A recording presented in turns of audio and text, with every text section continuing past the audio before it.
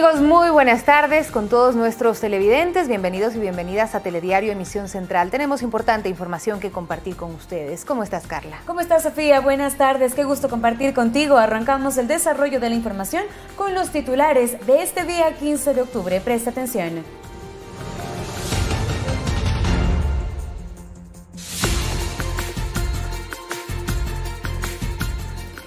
Seis muertos y 1.330 aprehendidos son las cifras preliminares presentadas por el Ministerio de Gobierno en las protestas registradas en nuestro país.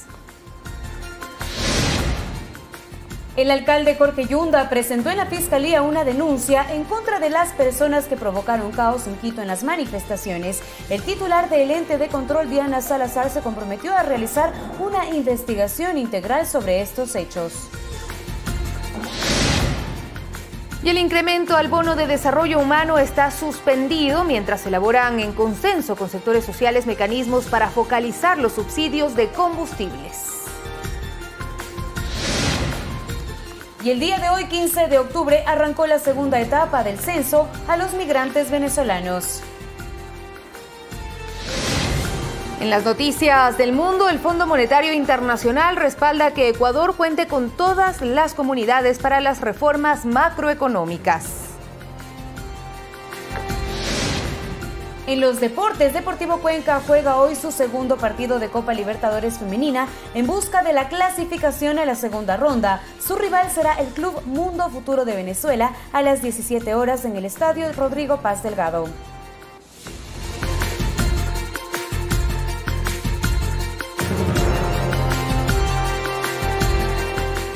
Y con la derogatoria del decreto 883, los precios de los combustibles extra y el diésel vuelven a los valores anteriores en Ecuador. Asimismo, el precio de los pasajes de transporte urbano. Los detalles de esta noticia en el siguiente informe. Luego de que se dejó sin efecto el decreto ejecutivo 883, los valores de los pasajes de transporte urbano vuelven a los precios anteriores. Así lo confirmó el director de la Agencia Nacional de Tránsito. Exactamente, para todo el país rigen las tarifas anteriores. En el caso de transporte urbano, vuelven las competencias de establecer tarifas a los gobiernos autónomos descentralizados y serán ellos quienes hagan sus análisis para un eventual incremento. El funcionario dijo además que el transportista que incumpla o cobre más a los usuarios será sancionado. La Agencia Nacional de Tránsito tiene brigadas todo el día viendo que se cumplan las tarifas anteriores, por un lado, pero son los entes de control, tanto Comisión de Tránsito del Ecuador, Policía Nacional y los agentes civiles de tránsito de los diferentes gobiernos autónomos descentralizados, los que tienen que asegurarse que se cumpla con el valor de la tarifa establecido. Los transportistas, por su parte, confirmaron que este 14 de octubre cobraron con incremento el pasaje, pero que desde este 15 de octubre el valor volvió al que se cobraba con anterioridad. Entonces hemos vuelto a la normalidad. Nosotros con el pasaje a 0.25 y 0.2. Igual el diésel también ha bajado para nosotros. Creo que a los que más les beneficia son las personas que se tienen que movilizar de un polo al otro, no sé, cogiendo 3 buses, 4 buses. En las gasolineras del país, los precios de la gasolina extra y del diésel volvieron a los anteriores a la emisión del decreto 883, es decir, $1.85 para la gasolina extra y el diésel a $1.09. La afluencia de clientes fue normal. Verónica Rivadeneira, Medios Públicos. Y la Organización de Naciones Unidas y la Conferencia Episcopal Ecuatoriana postergaron para una nueva fecha el encuentro con representantes de trabajadores para encaminar sus pedidos hacia el gobierno. 4 organizaciones no formarán parte de esta mesa de trabajo. Sus dirigentes argumentan que el diálogo con el presidente Moreno es permanente. Ellos están claros en el objetivo. Para los trabajadores del país no pueden haber perjuicios en sus derechos ya adquiridos. El camino para lograr esa meta, dicen, está ya trazado mediante acercamientos permanentes con el gobierno. Richard Gómez, directivo de la Central Unitaria de Trabajadores, manifiesta que los diálogos deben abrirse a otras aristas. En función de no solamente hablar del tema de los combustibles, sino la política económica, hablar sobre el tema del subsidio al gas que debería ser focalizado. El secretario de la Confederación Nacional de Servidores Públicos, Remigio Hurtado, señala claramente que en derechos adquiridos no hay marcha atrás. Es decir, las vacaciones se mantendrán en 30 días a los servidores públicos del Ecuador. No se hará un descuento de un día a los trabajadores ni servidores públicos. Para el representante de la Federación Nacional de Trabajadores Públicos y Privados, Iván Peñaranda, tampoco hay espacio para que en el contexto de aplicación de cualquier reforma se perjudiquen los ingresos de los trabajadores y empleados. No puede cobrar un trabajador un sueldo de $500 y cuando le vayan a realizar nuevamente su contrato tenga una disminución de su sueldo. Estas organizaciones no participarán de la mesa de trabajo convocada por la Organización de las Naciones Unidas y Conferencia Episcopal Ecuatoriana. Luis Cabrera, vicepresidente de la Conferencia Episcopal Ecuatoriana, resaltó el rol mediador al cual se han comprometido. Ofrecerles alternativas para que vayan más allá de esta posición rígida. Las organizaciones laborales representadas en el Frente Unitario de Trabajadores han confirmado su participación en estas mesas de diálogo, cuya fecha de realización planificada para este miércoles fue postergada para otro día. Javier Ceballos, Medios Públicos. La paz es el único camino para alcanzar la justicia social y también la sostenibilidad económica del país. Así lo afirma un experto jurista y también la propia Organización de las Naciones Unidas. El jurista Gabriel Galán considera importante el logro del gobierno y las organizaciones sociales de haber establecido la paz en el país, y citó al filósofo y pensador Mahatma Gandhi. El camino para la paz es el camino. Es decir, más allá de la consecución de la paz, el Ecuador necesita fijar un norte y hay una ausencia de un gran acuerdo nacional para este tipo de toma de decisiones. Y por eso lo prudente, lo aconsejable, era tratar de restituir el estado de paz. Que en ese contexto ahora sí ambos sectores pueden sentarse a dialogar con el propósito de fijar un norte y un rumbo en común para el país. Entendiendo el porqué de la necesidad de las medidas y se puede ir generando de manera creativa estas medidas, el país va a poder salir hacia adelante y va a poder ya tener un horizonte muy bien marcado. Y que ahora es importante un diálogo donde se debe dejar de lado las posturas personales, las ideologías, para dar paso a los intereses del país y lograr una sostenibilidad económica y un futuro mejor para el Ecuador. No es cuestión de neoliberalismo, no es cuestión de FMI, no es cuestión de socialismo.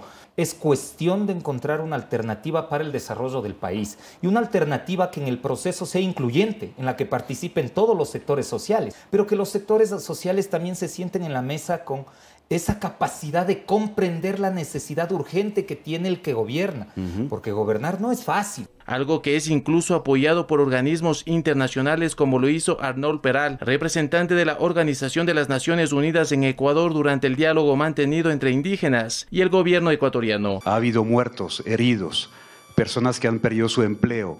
Ya llegó el momento, la paz, llegó el momento del acuerdo, pero tenemos que escucharnos, tenemos que respetarnos, tenemos que construir puentes entre todas y todos. Juan Carlos Figueroa, Medios Públicos. Y la violencia que se evidenció en las jornadas de protesta es uno de los aspectos que más llama la atención a las autoridades de gobierno. Durante estos días se perdieron 6 vidas y se retuvieron a 202 policías, uno de los cuales aún sigue privado de su libertad. Para la ministra de Gobierno María Paula Romo, la agresividad y violencia evidenciada en las protestas es uno de los aspectos que ratifican la tesis de un intento de desestabilización. Es que se trata de una actuación jamás experimentada en el país. Nunca hemos tenido que custodiar varias instalaciones públicas al mismo tiempo. Nunca hemos tenido que defender rastrillos policiales, militares. En un informe preliminar se determina que 6 personas perdieron la vida en las diferentes jornadas que comenzaron el 3 y culminaron el día 13 de octubre. Esta cifra es distinta a la presentada por la Defensoría del Pueblo, cuyo nombre no lo encontramos en ninguna institución, que no está en ningún reporte y que podría tratarse de un nombre repetido, el ciudadano de apellido Mosquera. En este caso hay una investigación ya en Fiscalía y en DINASED porque esta es una muerte producida por arma. Pero un dato que es muy importante y que es relevante es que este hecho se produjo en Cumandá, no se produjo en las zonas en donde habían los enfrentamientos. Estos días además dejaron 435 policías heridas de gravedad. 2 perdieron uno de sus ojos, mientras que otro deberá ser trasladado al exterior para recuperarse tras ser quemado por una bomba molotov. 202 policías fueron retenidos o secuestrados, 26 unidades de policía comunitaria destruidas, una unidad de vigilancia comunitaria, una VC quemada y 108 vehículos policiales afectados. La funcionaria aclara que existen muchos temas por indagar, como por ejemplo el supuesto operativo policial desarrollado en las universidades católica y salesiana, que habían sido declaradas como zonas de paz. Que nadie recibió una instrucción de lanzar gases dentro de una universidad. Ese ingreso, según todos los datos que tenemos hasta hoy, no fue hecho por policías. Y también a que considera fue una campaña de noticias falsas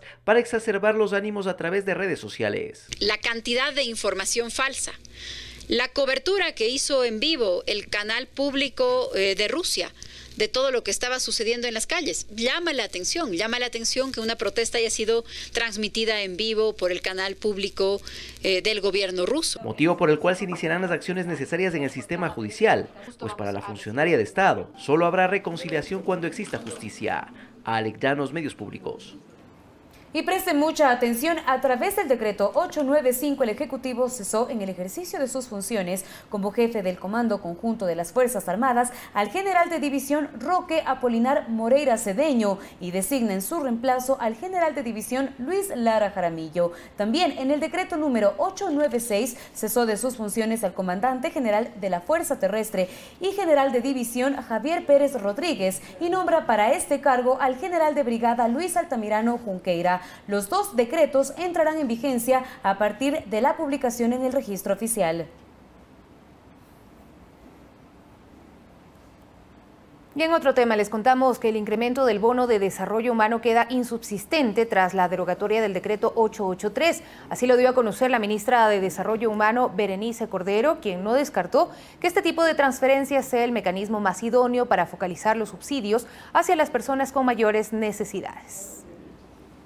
Elabora el decreto que sustituirá al 883, está detenido el incremento del bono de desarrollo humano en $15, informó en Primera Impresión la ministra de Inclusión Económica y Social, Berenice Cordero. Al no estar vigente el decreto 883, perdemos la base legal del decreto a través del cual se establecieron los incrementos de $15, que era el cálculo que hizo tanto el INEC como otras áreas en el Ministerio de Finanzas. Sin embargo, dijo que ya se están trabajando nuevos mecanismos para cambiar la política de subsidios de combustible sin perjudicar a los sectores más pobres. Ya el nuevo decreto ejecutivo, el 894, tiene disposiciones específicas, ¿no? Dice que por un lado buscamos una política de subsidios a los combustibles, es decir, queremos una política. Segundo, necesitamos un enfoque integral con criterios de racionalización, focalización y sectorialización. El punto de partida sería mejorar el registro social para identificar a las personas que requieren apoyo estatal. Ahí hay 8 millones de personas. Entre los pobres usted tiene ahorita identificados exactamente 1 millón de personas. Ahí lo que tenemos que hacer rápidamente, el levantamiento sobre todo en pueblos y nacionalidades indígenas. Lo que el gobierno quiere, según Cordero, es buscar una solución estructural dada la coyuntura económica del país. Eso sí requiere un nuevo pacto fiscal. Los problemas que tiene el país desde el punto de vista del déficit fiscal van a seguir presentes. El hecho de haber pasado por este proceso doloroso con pérdida de vidas humanas, el hecho de haber pasado por este enfrentamiento entre ecuatorianos, no significa que de la noche a la mañana han desaparecido los problemas fiscales que tiene el país. En este marco lamentó la grave crisis que se vivió en los días pasados y aseguró que para el gobierno en este momento la prioridad es la paz y tomar decisiones en función de los intereses de todos. Sofía Montoya, Medios Públicos. Y la economista jefe del Fondo Monetario Internacional, Gita Gopinath, expresó su apoyo a las autoridades de Ecuador después de que el gobierno llegó a un acuerdo con el movimiento indígena para suspender el decreto 883. Apoyamos a las autoridades. Estos son tiempos difíciles y nos gustaría que las reformas se lleven a cabo y que sean exitosas. Esa fue la reacción de la economista jefe del Fondo Monetario Internacional, Gita Gopinath, quien celebró que el gobierno de Lenín Moreno tenga en cuenta a todas las comunidades para llevar a cabo sus reformas macroeconómicas. Celebramos enormemente el hecho de que traten de reunir a todas las partes interesadas y que se tomen decisiones sobre reformas macroeconómicas. Manifestamos nuestras más sinceras condolencias por las personas heridas y fallecidas por la violencia en Ecuador. Su intervención fue durante la presentación del informe de perspectivas económicas globales del FMI. Según las proyecciones del fondo, la economía ecuatoriana se contraerá este año un 0,5% y registrará un incremento positivo del 0,5% en 2020. La Asamblea Anual del FMI y del Banco Mundial se tiene previsto que sea esta semana y reunirá a los líderes económicos de sus 189 países miembros. Además, puede ser el inicio de funciones de la búlgara Kristalina Georgieva como directora gerente de la institución en reemplazo de Christine Lagarde. Fernanda de la Bastida, Medios Públicos. Y este martes 15 de octubre, en horas de la tarde, el Consejo Permanente realizará una sesión especial en el Salón Simón Bolívar de la sede de la OEA en Washington, en Estados Unidos, para recibir al ministro de Relaciones Exteriores y Movilidad Humana del Ecuador, José Valencia, quien informará sobre la situación de nuestro país. Mientras el presidente encargado de Venezuela, Juan Guaidó, aplaudió el acuerdo que alcanzó el gobierno de Lenín Moreno y el sector indígena. Estas fueron sus declaraciones. A todo el pueblo del Ecuador que está resolviendo en paz su diferencia. Y aquí una primera e importante diferencia. El presidente Lenín Moreno, del cual le mandamos un saludo y un caluroso abrazo desde este Parlamento, llamó a una mesa de diálogo y en un día acordó y en un día cumplió su acuerdo, porque tiene palabra diferente de la dictadura y del usurpador que lo utiliza para ganar tiempo. Presidente Lenín Moreno en un día acordó y cumplió su acuerdo. En un día, sin correr, sin ocultarse, sino dándole la cara al pueblo ecuatoriano. Nuestro saludo de respeto y llamado a paz a todo el pueblo de Ecuador, y un saludo a nuestro amigo el presidente Lenín Moreno. La Asamblea Nacional analizará este miércoles la situación del país luego de varios días de manifestaciones. El legislativo sesionará en medio de cuestionamientos a su gestión y también a ciertos asambleístas refugiados en la Embajada de México. En medio de los cuestionamientos a la gestión de la Asamblea por su falta de acción frente a la crisis que se vivió en el país, este miércoles finalmente la función legislativa sesionará para analizar lo acontecido durante las intensas jornadas de manifestaciones. Según el segundo vicepresidente Patricio Donoso, en la Asamblea actuaron con cautela. La Asamblea ha sido sumamente cauta en estos días. El 92% de los asambleístas no viven en Quito, son de provincias. Sin embargo, esa falta de acción fue cuestionada por varios legisladores, quienes aseguraron que era necesario que la Asamblea sesione para conocer y pronunciarse sobre esta situación. Es tarde, muy tarde, la reacción de la Asamblea Nacional. Podíamos buscar otro sector neutral y darle una respuesta a los ciudadanos. El presidente del Legislativo, César Litardo, aseguró el lunes que existían intenciones del correísmo para emprender acciones golpistas a través de la aplicación de una muerte cruzada. Por lo tanto, hay todos los elementos necesarios como para concluir que esto fue el intento.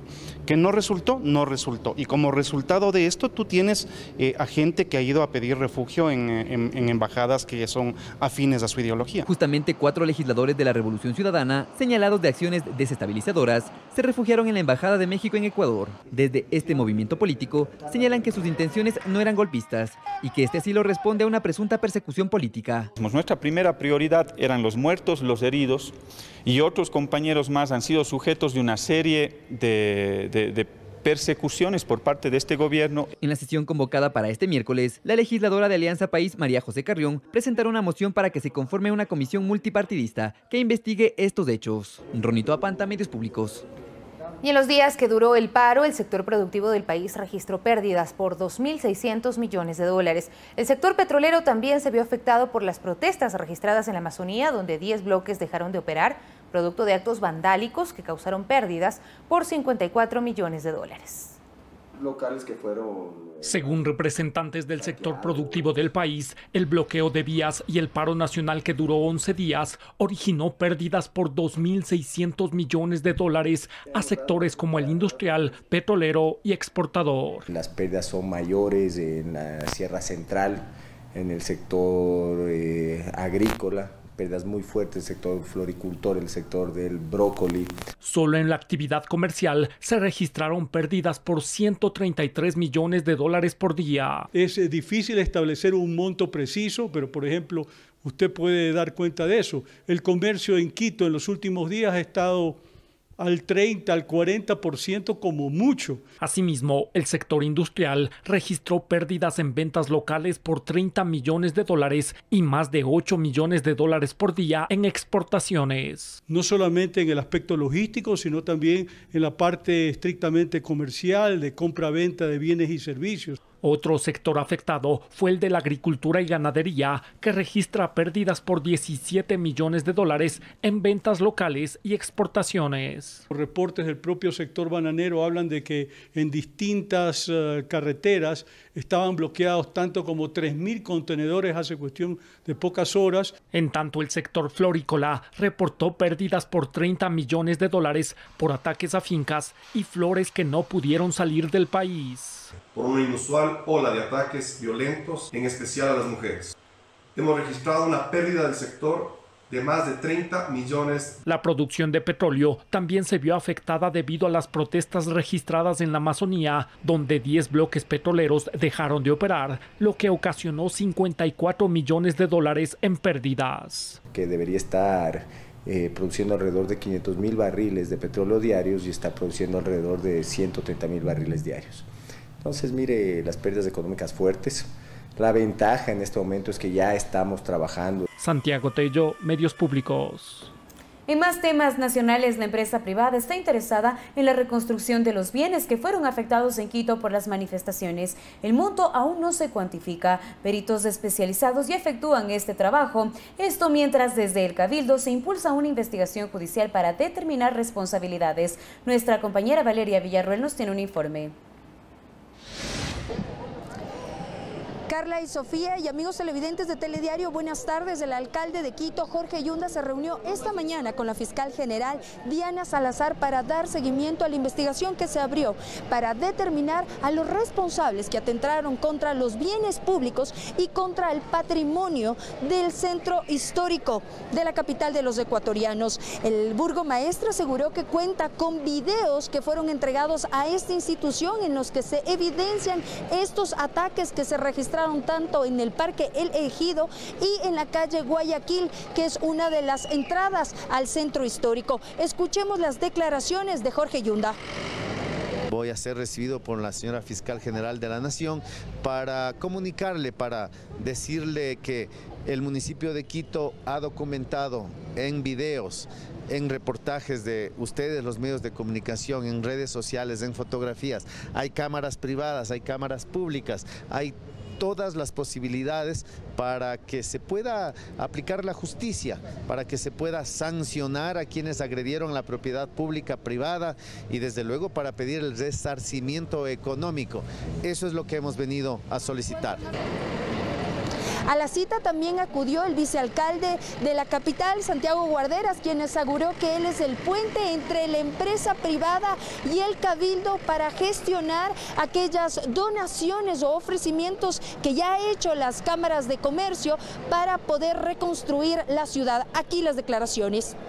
Estoy en un proceso de articulación, porque recordemos que aquí no solamente están trabajando las entidades municipales, sino que también estamos recibiendo el apoyo de la ciudadanía, de la empresa privada, y en ese sentido tenemos que articular las distintas acciones para que el proceso sea eficiente y transparente. Estamos haciendo una evaluación, precisamente los distintos peritos que han sido designados en este proceso deberán presentar en un término de 10 días los informes y podremos saber con exactitud cuáles son los lugares y cuál es el daño ocasionado al patrimonio de la ciudad.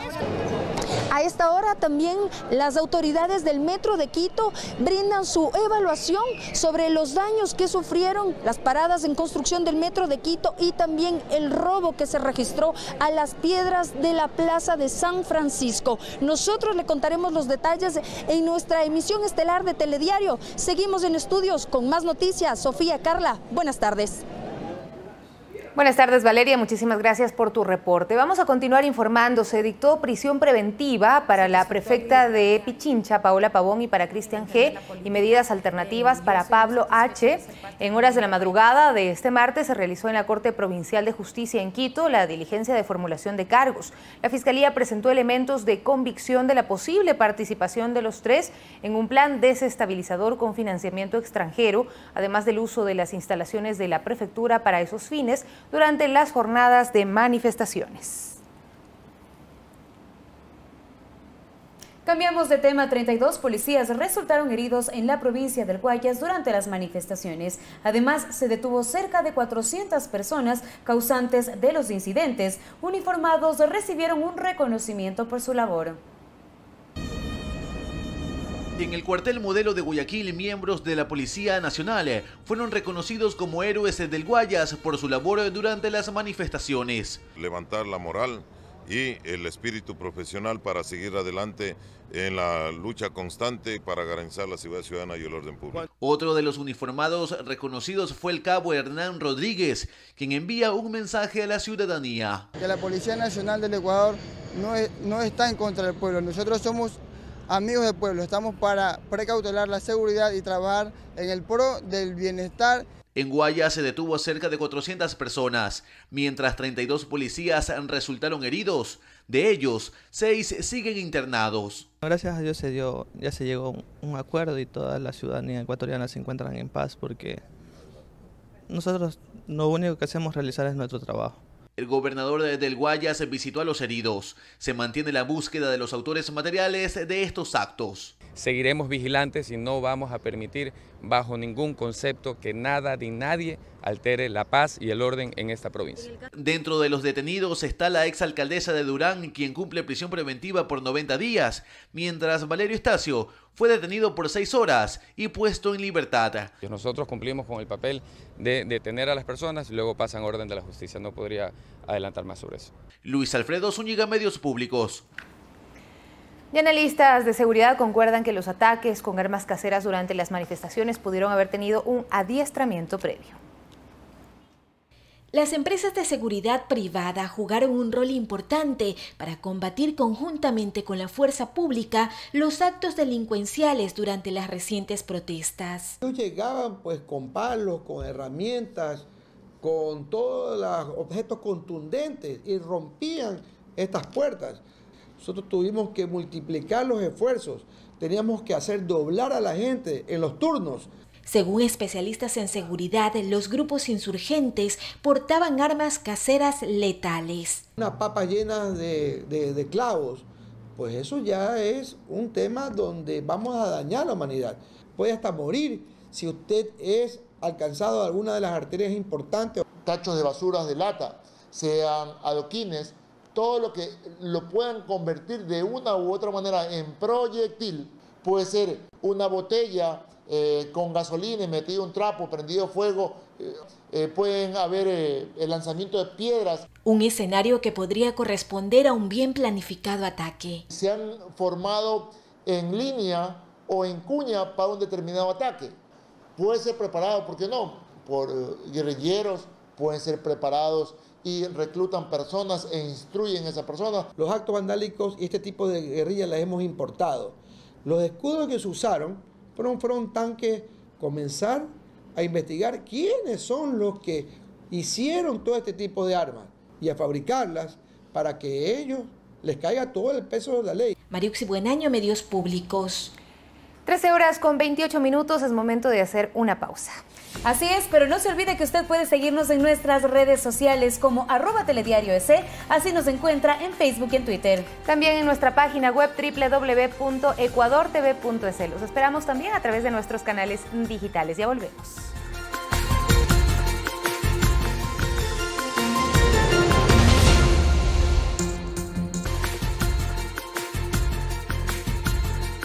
Continuamos con más información aquí en su telediario. Más de 4 millones de estudiantes regresaron a las aulas en este día martes tras algunos días de inasistencia. El Ministerio de Educación ya tiene listo el plan para la recuperación de estos días. Preste atención.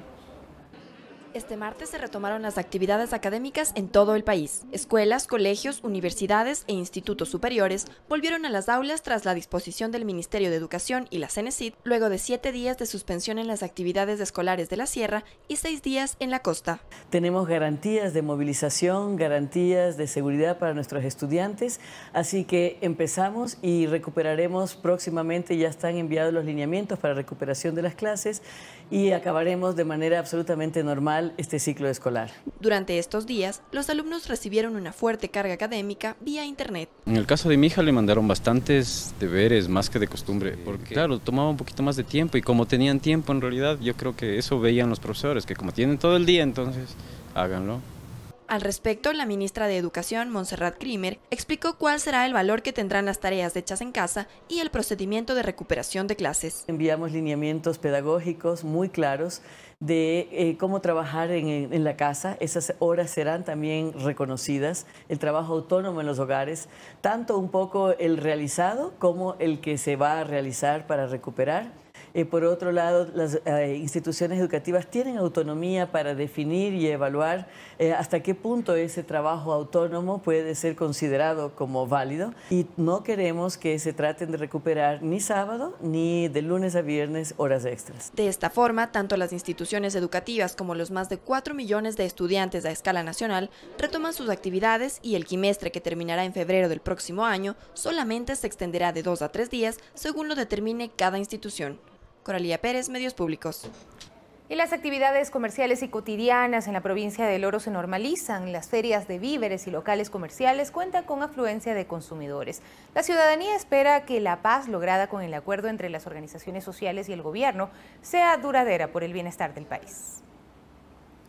Después de varios días de paralización y desabastecimiento de víveres en algunos mercados, la provincia inicia de a poco su recuperación. Hoy se observan las ferias con mayor movimiento de consumidores.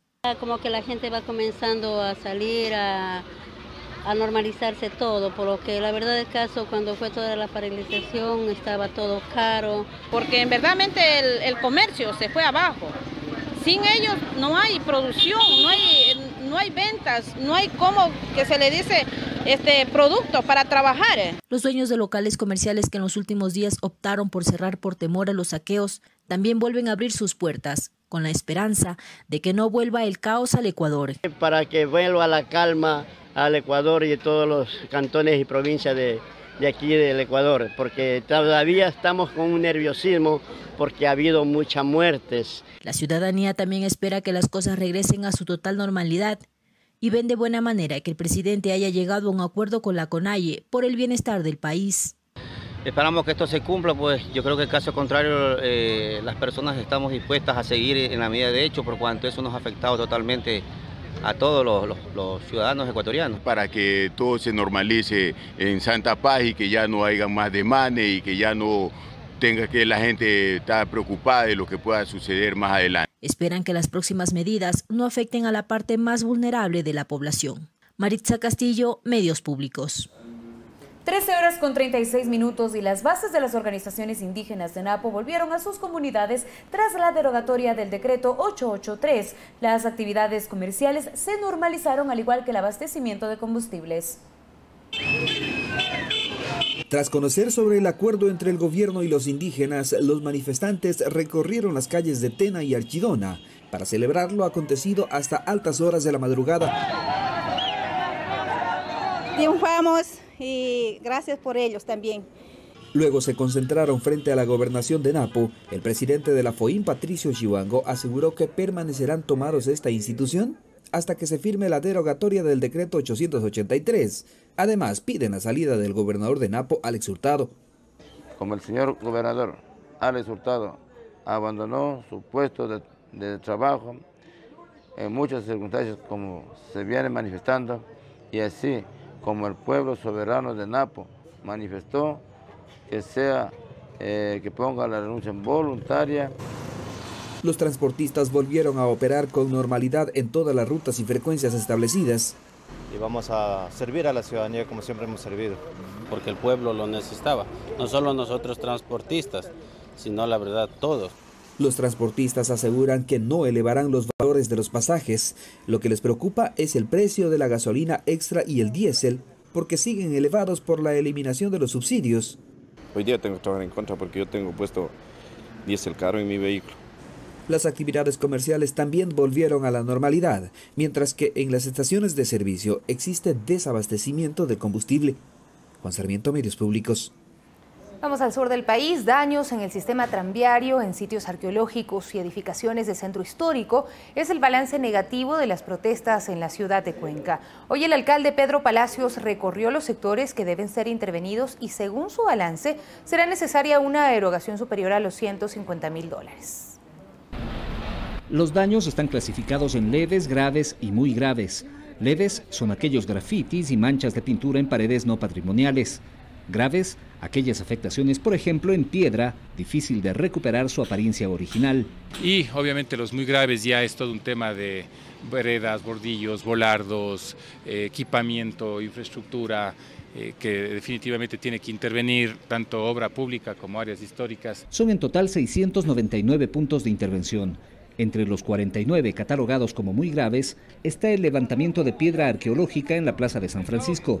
El municipio estudia el caso. Un arqueólogo que está haciendo el estudio específico y también tenemos apoyo del Instituto Nacional de Patrimonio Cultural para justamente evidenciar lo que pasó y por supuesto restaurar lo que se pueda. El sistema tranviario también resultó afectado. Tenemos algunos módulos electrónicos y tenemos lo que se conoce en la parte de las rieles, las chaquetas en algunos casos, los recubrimientos y algunos otros elementos. Entonces ahí tenemos que reemplazar en algunos casos y en otros realmente darle mantenimiento. Todo en un primer balance suma $150.000 en daños. El municipio dejó en manos de Fiscalía la identificación y sanción de los responsables. Adjuntando un CD con fotos, videos para que puedan hacer las investigaciones del caso. Se espera que todo esté reparado antes del 3 de noviembre. César Tacuri Vintimilla, Medios Públicos. Ventanales rotos, una ambulancia afectada y el ingreso de gas a las habitaciones son algunas de las consecuencias que dejaron los enfrentamientos en las cercanías de los hospitales Eugenio Espejo e Isidro Ayora de Quito. Debido al cierre de vías, de más de 300 citas médicas fueron reagendadas. La atención médica en los 11 días no se interrumpió. Este video circuló en redes sociales. Mostraba el drama que vivieron las madres en el Hospital Gineco-Obstétrico Isidro Ayora de Quito.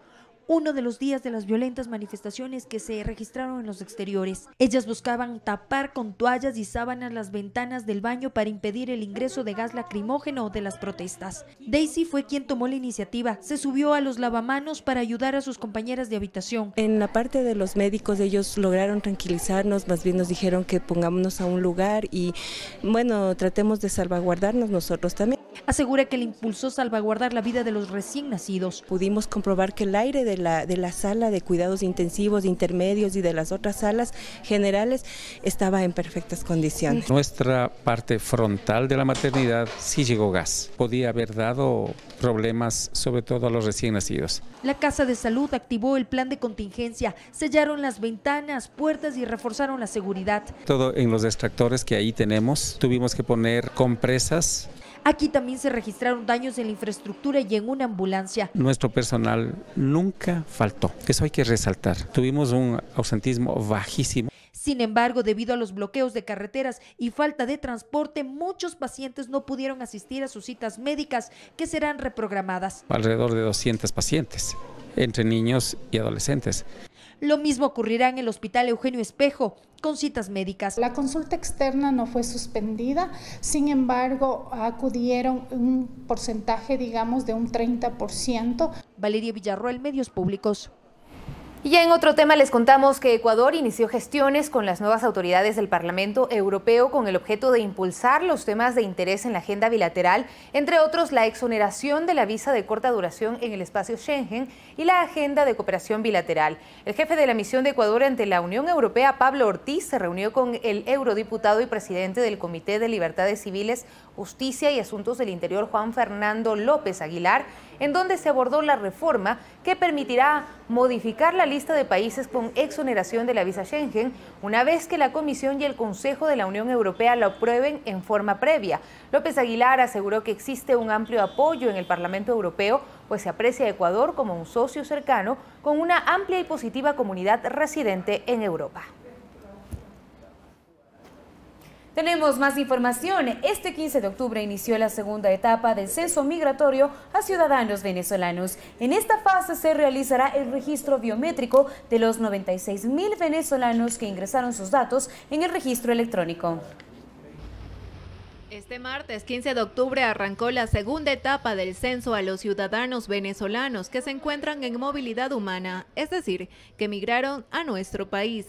Consiste en un registro presencial luego de que terminó la fase de registro electrónico. Tenemos cerca de 96.000 personas que han hecho la primera etapa del registro migratorio. A Ana Lugo la encontramos registrando sus huellas dactilares, uno de los pasos para cumplir con esta fase del censo. Otro paso es la fotografía y también pasaporte y el número de código de impreso de cuando uno pide la cita.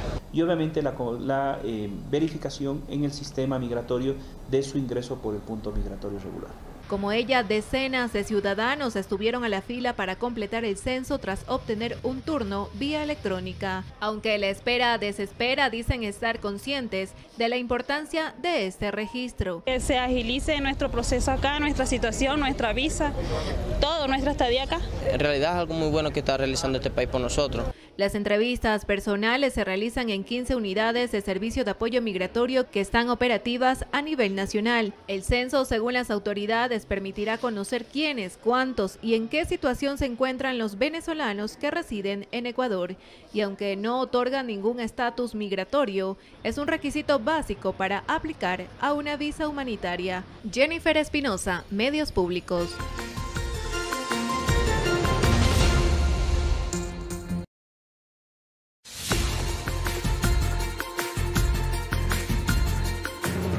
Las noticias del mundo. El Tribunal Constitucional de Perú analizará el próximo jueves una demanda de nulidad sobre la disolución del Parlamento decretada por el presidente Martín Vizcarra, según informó este lunes el titular de la Corte, Ernesto Blum. Tras el debate, en caso de que el recurso sea admisible, se correrá traslado a la parte demandada, que es el Ejecutivo, y se le dará un plazo para contestar por escrito. Luego se citará a los abogados de las dos partes para que el Tribunal Constitucional lo escuche en audiencia y finalmente tome una decisión. Y en Puerto Rico, un tiroteo provoca la muerte de 5 personas. La policía de ese país investiga las causas y quiénes están atrás de este ataque. Al menos 5 personas perdieron la vida la noche de este lunes en un tiroteo en el barrio residencial de Río Piedras en San Juan, Puerto Rico. Medios locales informaron que otras 3 personas resultaron heridas de bala. Las autoridades policiales puertorriqueñas indicaron que uno de los heridos fue hospitalizado y su estado es de gravedad. Estas situaciones las vamos a atender, vamos a ver de qué manera minimizamos, ¿verdad?, cualquier situación que pueda surgir por este incidente, y sí, nos vamos a reunir con la gobernadora, con el equipo de seguridad para discutir los planes. De momento la policía no ha localizado al autor del crimen, mientras siguen las investigaciones para determinar el motivo de este ataque. Por otra parte, las fuerzas de seguridad tampoco dieron detalles sobre el número de personas que abrieron fuego. Paco Urbina, Medios Públicos. Mientras en Japón sube a 68 el número de víctimas tras el paso del tifón Hagibis, que además provocó la crecida y desbordamiento de ríos. Las autoridades niponas continúan con la búsqueda de al menos 15 personas desaparecidas por el tifón que arrasó gran parte del país entre el sábado y el domingo, mientras que el número de fallecidos asciende por el momento a 68. A esa cifra se suman los más de 200 heridos. La tormenta tocó tierra procedente del Pacífico con vientos de casi 200 kilómetros por hora, acompañado de lluvias intensas que afectaron a 36 de los 47 departamentos del país. En la región de Nagano, una de las más afectadas, continúan las lluvias y las precipitaciones podrían intensificarse. En redes sociales circula este video donde se observa cómo una casa colapsa y es llevada por la corriente tras las inundaciones que fueron provocadas por el supertifón Hagibis. Fernanda de la Bastida, Medios Públicos. El expresidente de la Generalitat de Cataluña, Charles Puigdemont, afirmó que solicitará la restitución de sus derechos como diputado del Parlamento de Cataluña una vez que la justicia española reactivó su euroorden por delitos de sedición y malversación, pero no de rebelión. Así lo anunció a las puertas de la sede de la Eurocámara en Bruselas, en donde se concentró con unas 30 personas, entre eurodiputados y simpatizantes, así como los 3 exconsejeros que huyeron con él a Bélgica en el año 2017. Así llegamos al final de esta emisión de Telediario. Les agradecemos como siempre por su sintonía. Recuerde que a las 19 horas tenemos nuestro microinformativo y tenemos por supuesto más noticias en nuestro noticiero estelar a las 20 horas. Los esperamos. Muy buenas tardes.